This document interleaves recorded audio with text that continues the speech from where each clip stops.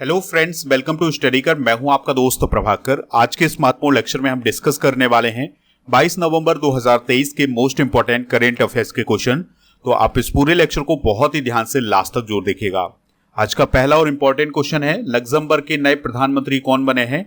Answer हो जाएगा इसका ल्यूक फ्रीडेन। तो जो ल्यूक फ्रीडेन है ये लग्जमबर्ग के न्यू प्राइम मिनिस्टर बने हैं। तो उनकी पार्टी ने 60 में से 21 सीटें हासिल की हैं और पहला स्थान हासिल किया है। तो इसलिए अब वो लग्जमबर्ग के नए प्रधानमंत्री बन गए हैं और प्रधानमंत्री नरेंद्र मोदी जी के द्वारा उन्हें प्रधानमंत्री बनने पर शुभकामनाएं भी दी गई हैं। अभी कुछ समय पहले वर्ल्ड टैलेंट रैंकिंग रिपोर्ट 2023 को जारी किया गया था। तो इसमें लग्जमबर्ग दूसरे स्थान पर था, जबकि भारत 56वें स्थान पर था। बात करें अगर हम लग्जमबर्ग की, तो यह पश्चिमी यूरोप का एक छोटा सा देश है और यह बेल्जियम, फ्रांस और जर्मनी से घिरा हुआ है। दोस्तों यहाँ पर आप ये देखिएगा, ये है जर्मनी, ये है बेल्जियम और ये है फ्रांस। तो इन तीनों देशों से घिरा हुआ है कौन? लग्जमबर्ग। कैपिटल इसकी लग्जमबर्ग सिटी है, यूरो करेंसी है। और लग्जमबर्ग की बात करें तो यह यूरोपीय संघ, नाटो और यूनाइटेड नेशन का संस्थापक सदस्य है और यह यूरोप का 7वां सबसे छोटा देश है। हाल ही में की गई कुछ महत्वपूर्ण अंतर्राष्ट्रीय नियुक्तियां डिस्कस कर लेते हैं।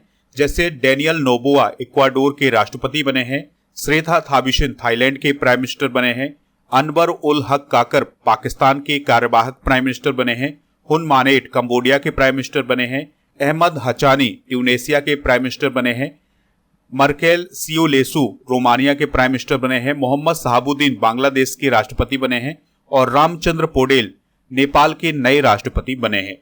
आप इस पूरे लेक्चर को बहुत ही ध्यान से लास्ट तक देखिएगा। लास्ट में आपसे क्वेश्चन पूछा जाएगा जिसका आंसर कमेंट बॉक्स में देना है। अगर आप चैनल पर पहली बार आए हैं, सब्सक्राइब कर लें, बेल आइकन भी दबा लें, जिससे आपको समय पर सबसे पहले नोटिफिकेशन मिल सकेगा। पीडीएफ के लिए आप हमारे टेलीग्राम चैनल से जुड़ जाइएगा। आपको टेलीग्राम पर जाना है, स्टडी कर ऑफिशियल सर्च करना है तो हमारा चैनल मिल जाएगा और इस चैनल को ज्वाइन करना है तो आपको पीडीएफ भी मिल जाएगा।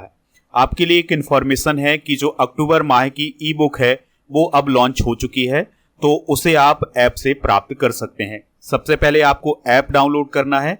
ऐप आप दो माध्यम से डाउनलोड कर सकते हैं, या तो नीचे डिस्क्रिप्शन बॉक्स में जो लिंक दी गई है वहां से डाउनलोड कर सकते हैं, या फिर प्ले स्टोर पर आप जाइए, स्टडी कर आप सर्च करिए तो हमारा जो ऐप है वो मिल जाएगा। इस ऐप को इंस्टॉल कर लीजिएगा। जैसे आप इंस्टॉल करेंगे तो कुछ इस प्रकार का इंटरफेस दिखाई देगा। आप ई बुक पर जाएंगे तो आपको अक्टूबर माह की, सितंबर माह की जो ई बुक है वो मिल जाएगी, तो यहां से आप इसको प्राप्त कर सकते हैं। इसके अलावा हमारी जो वेबसाइट है उसके माध्यम से भी आप डायरेक्ट प्राप्त कर सकते हैं ई बुक को। वेबसाइट का जो लिंक है वो डिस्क्रिप्शन बॉक्स में दिया गया है। दोस्तों आपके लिए एक व्हाट्सएप चैनल भी बनाया गया है, तो व्हाट्सएप चैनल से भी आप जुड़ जाइएगा। इसका लिंक डिस्क्रिप्शन बॉक्स में दिया गया। अगला क्वेश्चन है, 51वें इंटरनेशनल एमी अवार्ड 2023 में बेस्ट कॉमेडी का अवार्ड किसे मिला है? आंसर हो जाएगा वीर दास को। तो दोस्तों अभी हाल ही में 51वें इंटरनेशनल एमी अवार्ड की घोषणा की गई है और इस अवार्ड में 2 भारतीयों को अवार्ड दिए गए हैं। तो कॉमेडियन वीर दास को कॉमेडी के लिए इंटरनेशनल एमी अवार्ड दिया गया है। इसके अलावा एकता कपूर को डायरेक्टरेट अवार्ड प्रदान किया गया है और यह पहला ऐसा मौका है जब किसी भारतीय को डायरेक्टरेट अवार्ड मिला है। दोस्तों इंटरनेशनल एमी अवार्ड 2023 के प्रमुख विजेता डिस्कस कर लेते हैं। विजेता तो बहुत सारे हैं, लेकिन जो आपके एग्जाम के लिए जरूरी है उनको डिस्कस करते हैं। जैसे बेस्ट एक्ट्रेस का अवार्ड मिला है कार्ला सूजा को द कैडा डाइव के लिए। बेस्ट एक्टर का अवार्ड मिला है मार्टिन फ्रीमैन को द रिस्पॉन्डर के लिए। बेस्ट डॉक्यूमेंट्री का अवार्ड मिला है मरियोपोल द पीपल्स स्टोरी को। बेस्ट स्पोर्ट्स डॉक्यूमेंट्री का अवार्ड मिला है हार्ले और कात्या को। बेस्ट ड्रामा सीरीज का पुरस्कार मिला है द इम्प्रेस को, जो कि एक जर्मन वेब सीरीज है। बेस्ट यूनिक कॉमेडी का अवार्ड मिला है वीर दास को वीर दास लैंडिंग शो के लिए। डायरेक्टरेट अवार्ड मिला है एकता कपूर को और इन्हें इंडियन टेलीविजन इंडस्ट्री में उनके कंट्रीब्यूशन के लिए यह अवार्ड दिया गया है। बात करें अगर हम एमी अवार्ड की, तो इसे टेलीविजन का ऑस्कर अवार्ड बोला जाता है और यह टेलीविजन इंडस्ट्री का सबसे बड़ा अवार्ड है और इस अवार्ड को academy of television art and sciences के द्वारा प्रदान किया जाता है, जो कि अमेरिका में है।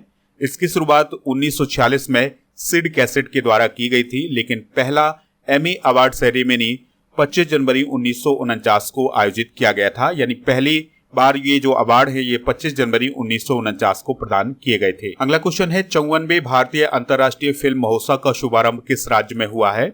आंसर हो जाएगा गोवा में।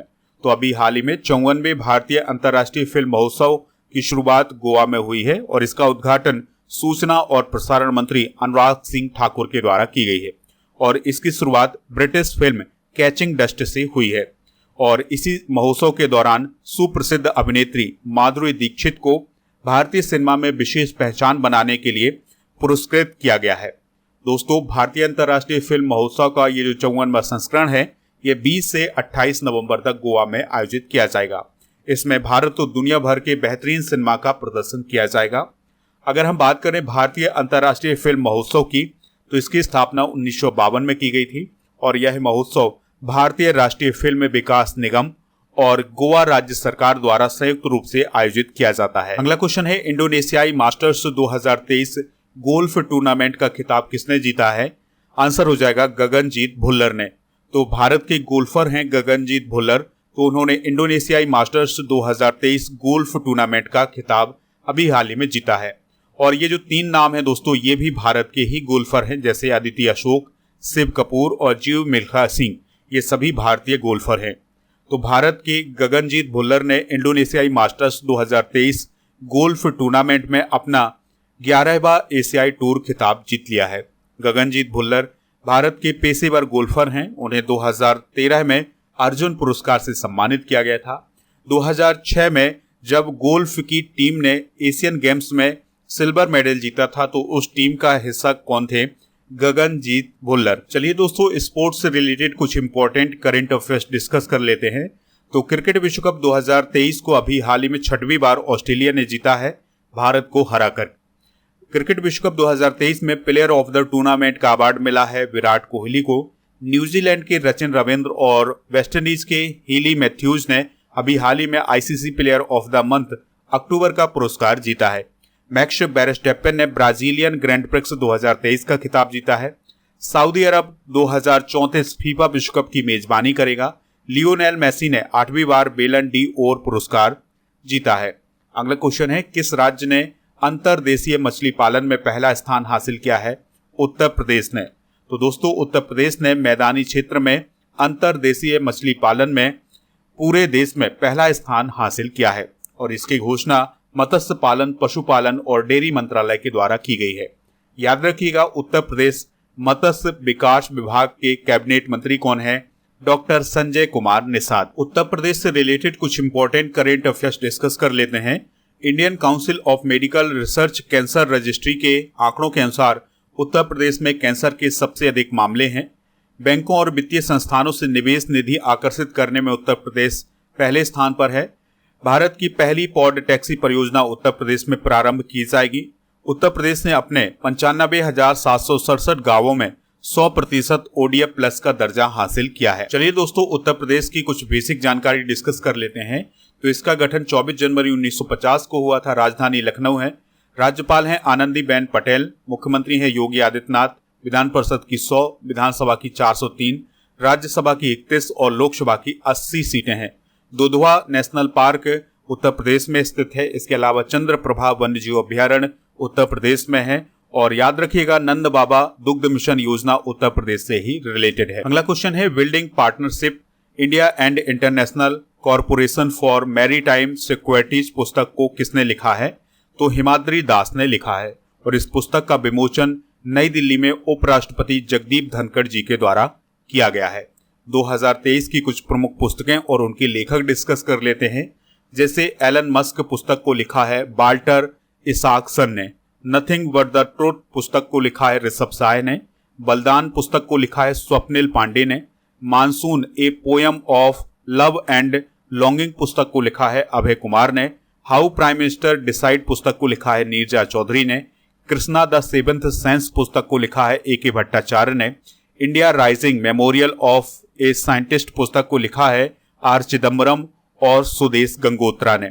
Vajpayee a ascent of the Hindu right 1924 to 1977 पुस्तक को लिखा है अभिषेक चौधरी ने। नेक्स्ट क्वेश्चन है किसे 2023 केनेथ बोल्डिंग पुरस्कार से सम्मानित किया गया है? आंसर हो जाएगा बीना अग्रवाल और डेविड बार्किन को। तो इसका जो राइट आंसर हो जाएगा वो हो जाएगा ऑप्शन नंबर डी। दोस्तों, मैनचेस्टर विश्वविद्यालय की प्रोफेसर वीना अग्रवाल को कोलंबिया में डेविड बार्किन के साथ पारिस्थितिकी अर्थशास्त्र में केनेथ बोल्डिंग पुरस्कार दिया गया है। International society for ecological economics के द्वारा यह पुरस्कार उन्हें प्रदान किया गया है। हाल ही में प्रदान किए गए कुछ प्रमुख पुरस्कार डिस्कस कर लेते हैं। जैसे सुधा मूर्ति जी को ग्लोबल इंडियन अवार्ड दिया गया है, रोई किस्यांग झांग को शास्त्र रामानुजन पुरस्कार दिया गया है, वहीदा रहमान को दादा साहब फाल्के अवार्ड 2021 दिया गया है, स्वाति नायक को नॉर्मन बोरलॉग फील्ड अवार्ड दिया गया है, नजमा अख्तर को शिक्षा के क्षेत्र में लाइफ टाइम अचीवमेंट पुरस्कार दिया गया है, विजयवाड़ा रेलवे स्टेशन को ग्रीन रेलवे स्टेशन सर्टिफिकेट दिया गया है, प्रवीणा अंजना मिस इंटरनेशनल इंडिया 2023 बनी है और सत्यजीत मजूमदार को डॉक्टर बीजी मेमोरियल अवार्ड 2023 प्रदान किया गया। नई दिल्ली में भारत और किस देश के बीच दूसरी +2+ मंत्री स्तरीय वार्ता हुई है? आंसर हो जाएगा ऑस्ट्रेलिया। तो अभी हाल ही में भारत और ऑस्ट्रेलिया के बीच दूसरी 2+2 मंत्री स्तरीय वार्ता आयोजित की गई है। इसमें भारत की तरफ से रक्षा मंत्री राजनाथ सिंह और विदेश मंत्री एस जयशंकर जी ने हिस्सा लिया था और ऑस्ट्रेलिया की तरफ से रक्षा मंत्री रिचर्ड मार्लेस और विदेश मंत्री पेनी वोंग ने हिस्सा लिया था। इस वार्ता में दोनों देशों के बीच संबंध को मजबूत करने पर चर्चा की गई है। बात करें अगर हम ऑस्ट्रेलिया की, तो कैपिटल इसकी कैनबरा है, सम्राट हैं चार्ल्स तृतीय, गवर्नर जनरल हैं डेविड हर्ले, प्राइम मिनिस्टर हैं एंथोनी अल्बनीज और विदेश मंत्रालय के द्वारा अभी हाल ही में गोपाल बागले को ऑस्ट्रेलिया में भारत का अगला हाई कमिश्नर नियुक्त किया है।